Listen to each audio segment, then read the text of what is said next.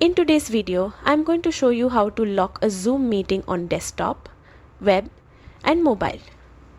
This feature is really useful when you want to control who joins your meeting, whether it's a private business call or a secure group discussion. While you're hosting or co-hosting a meeting, look for the security icon on the meeting toolbar. It looks like a shield. Click it, then select Lock Meeting.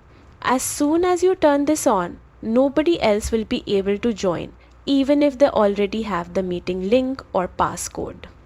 This is a quick and effective way to keep your meeting private and distraction free. If someone needs to join later, you can unlock the meeting just as easily.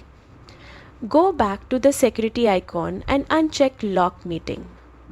Now new participants will be able to enter again. You can also prepare in advance through the Zoom web portal.